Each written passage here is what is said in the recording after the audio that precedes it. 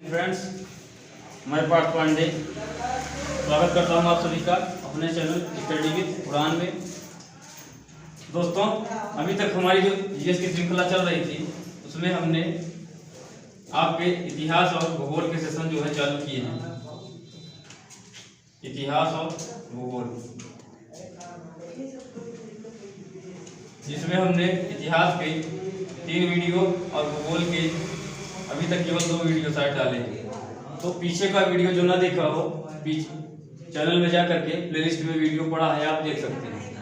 आज हम ब्रह्मांड के बारे में आगे का कॉन्सेप्ट समझेंगे। चलिए ये देखते हैं। ब्रह्मांड के बारे में हमने आपको बताया था, ब्रह्मांड क्या है, इसकी उत्पत्ति कैसे हुई है। इसकी उत्पत्ति से संबंधित हमने आपको 4 सिद्धांत बताए थे। पहला था बिग बैंग थ्योरी, दूसरा था स्फटिकीकरण सिद्धांत, तीसरा आपका था दोलन सिद्धांत और चौथा था अस्थिर अवस्था सिद्धांत। ये सब के बारे में हमने आपको पिछले वीडियो में बता दिया था। अगर न देखे हो, स्फटिकीकरण किसने दिया था, दोलन सिद्धांत क्या था, किसने दिया था, स्थिर अवस्था सिद्धांत क्या था, कौन दिया था, इसमें क्या था, न पता हो तो पीछे वाले वीडियो में जाकर देख सकते हैं। बिग बैंग थ्योरी हमने स्टार्ट किया था और बिग बैंग थ्योरी के बारे में हमने आप बताया था किसने दिया था। बिग बैंग थ्योरी हमारी जो थी, इसको दिया था एफ जॉर्ज लेवेंतेरे ने।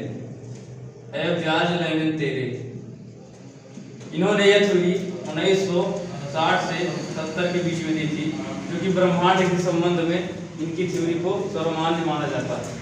ये आपके बेल्जियम के थे,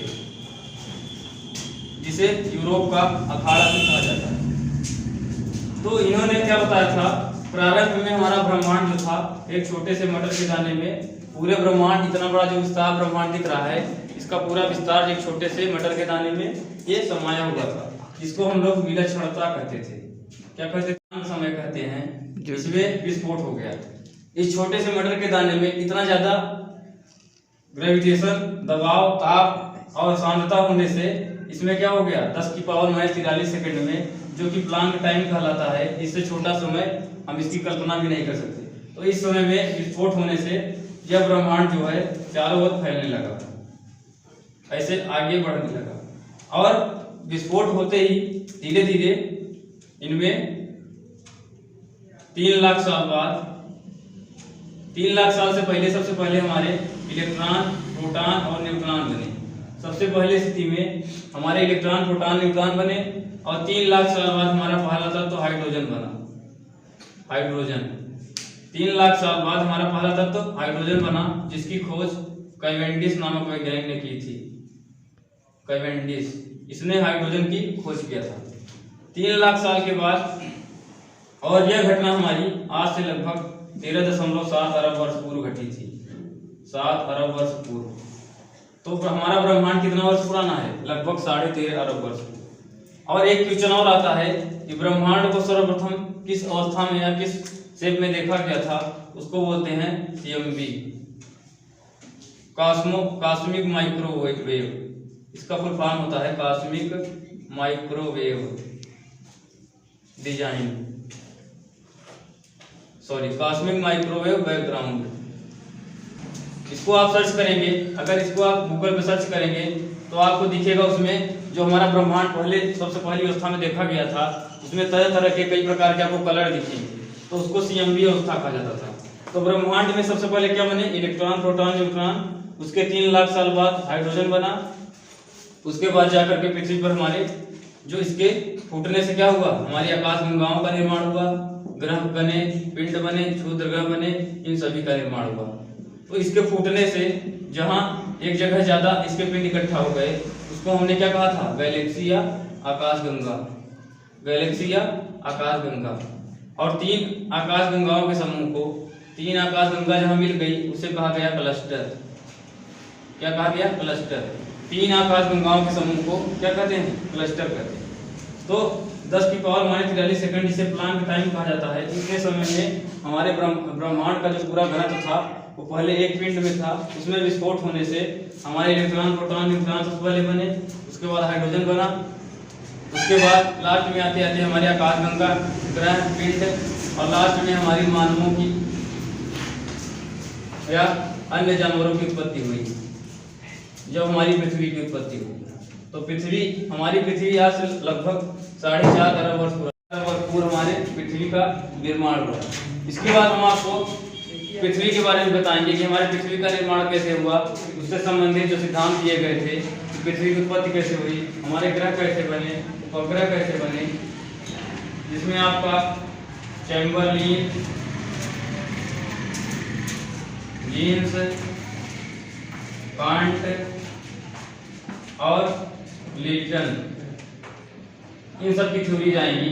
ये हमारे पृथ्वी का निर्माण कैसे हुआ, चैम्बरलिन ने, जीन्स ने, कांट ने और लिटन ने जो सिद्धांत दिए हैं वो ग्रहों से संबंधित कौन सिद्धांत से, उसके ग्रहों के बारे में उन्होंने क्या बताया था, ये सब हम आगे वाली क्लासों में पढ़ेंगे। तो ये हमारा क्या था, ब्रह्मांड की उत्पत्ति से संबंधित जो बिग बैंग थ्योरी ने दी थी उसके बारे में हमने आपको यहाँ पे बताया, जिसके मदद से आज से लगभग 13.5 अरब वर्ष पूर्व जो हमारा विलक्षणता वाला बिंदु था, इसमें विस्फोट होने से हमारी आकाशगंगा, ग्रह, उपग्रह, पिंड आदि सभी का निर्माण हुआ। तो आकाशगंगा जो थी, गैलेक्सी से अंग्रेजी में कहते हैं, हिंदी में कहते हैं इसको आकाशगंगा, ये सब बन गए। ठीक है, तो ये हमारे सिद्धांत थे। अब हम कुछ अवधारणाओं को देखेंगे जो वैज्ञानिकों ने अपनी कुछ अवधारणाएं दी। चलिए आइए अब देखते हैं अवधारणाओं को। तो ब्रह्मांड की उत्पत्ति से संबंधित या ब्रह्मांड के संबंधित कुछ अवधारणाएं भी दी गई थी, जिनमें सबसे पहली अवधारणा है क्लॉडियस टॉलमी। क्लॉडियस टॉलमी इन्होंने 140 AD में एक अवधारणा प्रस्तुत की थी। ये आपके मिस्र से बिलोंग करते हैं। मिस्र नामक देश में इनका जन्म हुआ था, जो कि हमारे अफ्रीका महाद्वीप का एक देश है। अफ्रीका महाद्वीप का एक देश है। मिस्र वही देश है जहाँ पे हमारी मेसोपोटामिया की सभ्यता भी विकसित हुई थी, दजला और फरात नदियों के किनारे। तो क्लॉडियस टॉलमी ने सबसे पहली अवधारणा दी थी। इनकी अवधारणा को जियोसेंट्रिक कहा जाता है। जियोसेंट्रिक, इसको हिंदी में कहते हैं भूकेंद्रित अवधारणा। इसमें क्या बताया गया था, क्लॉडियस टॉलमी ने बताया कि जब जैसे जैसे हमारे ब्रह्मांड का निर्माण हो गया, उसके बाद इन्होंने अपना पहला मत ये दिया था कि हमारी जो सूर्य जो है हमारी पृथ्वी के चारों ओर चक्कर लगा रहा है। ये मान लीजिए सूर्य है और ये पृथ्वी है, तो फिर सूर्य जो है पृथ्वी के चारों ओर ऐसे ऐसे चक्कर लगा रहा है।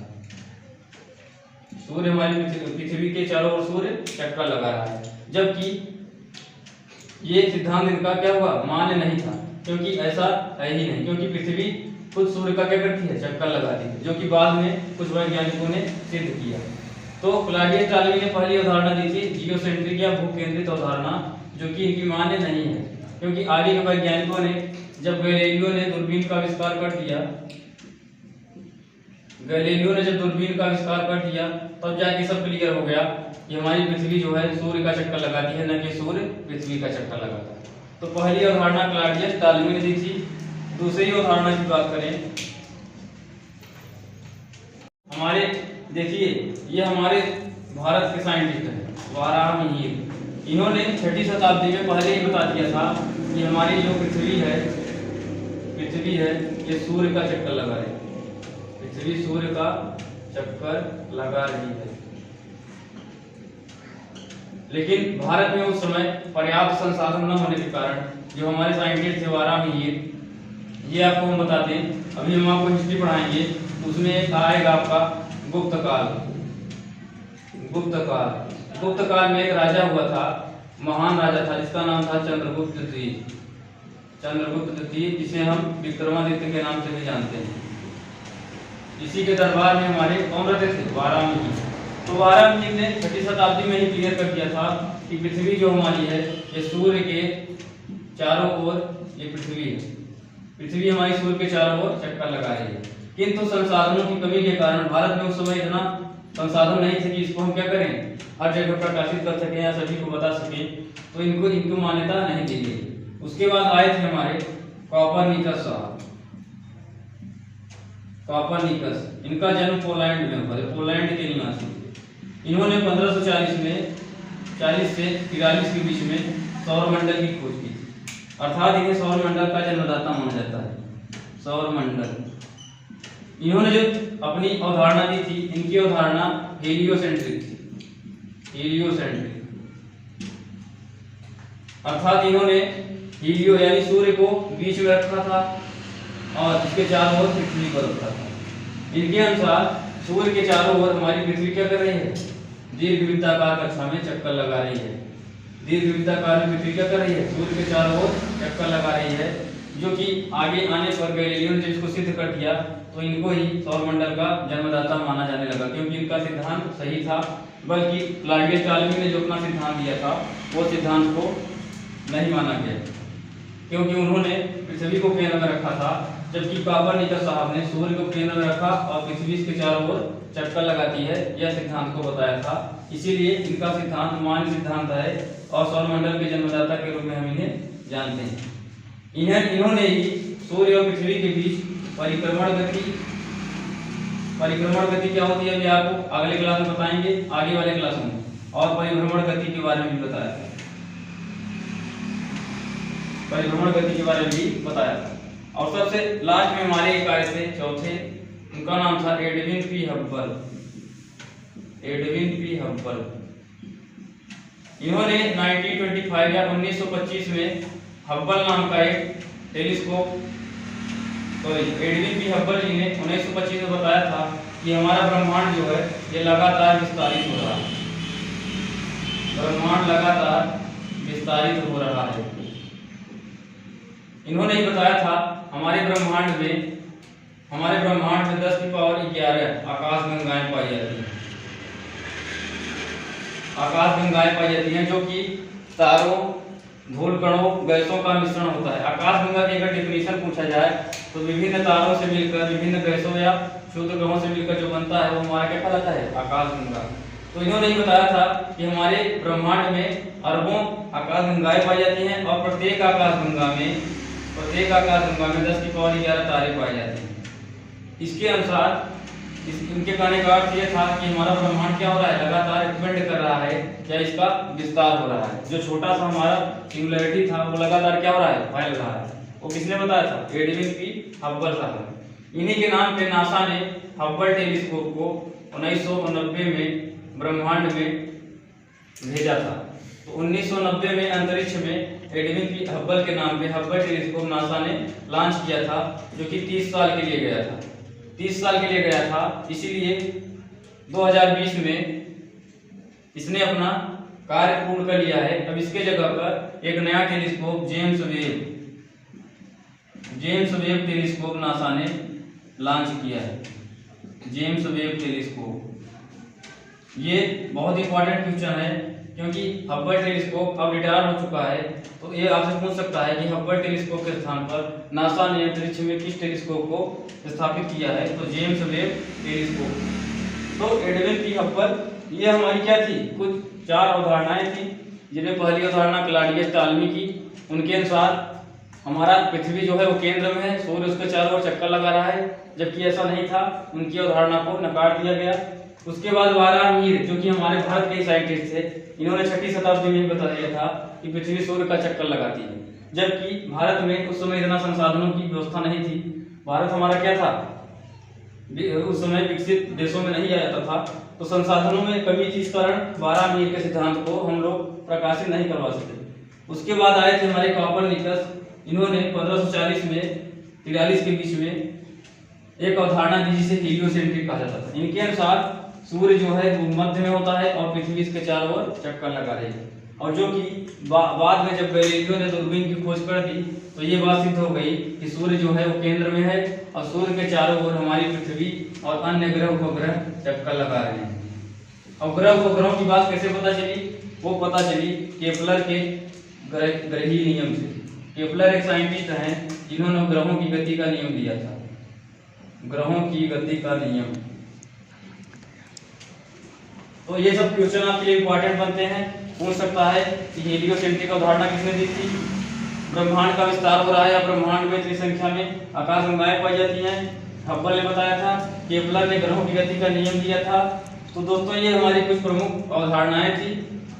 आशा करते हैं वीडियो आपको अच्छा लगा होगा। अगर समझ में ना आया हो तो वीडियो को फिर से प्ले करके देखें, ताकि ये आपको 2 बार देखेंगे तो ऐसा नहीं याद नहीं होगा, 1-2 बार देखिए, ये सब आपको याद हो जाएंगे। तो आज का वीडियो सेशन यहीं तक रखते हैं। अच्छा लगा हो तो हमारे चैनल को लाइक और सब्सक्राइब करिए, हमको मोटिवेट करिए, आगे का वीडियो नेक्स्ट डे बनाएंगे। धन्यवाद।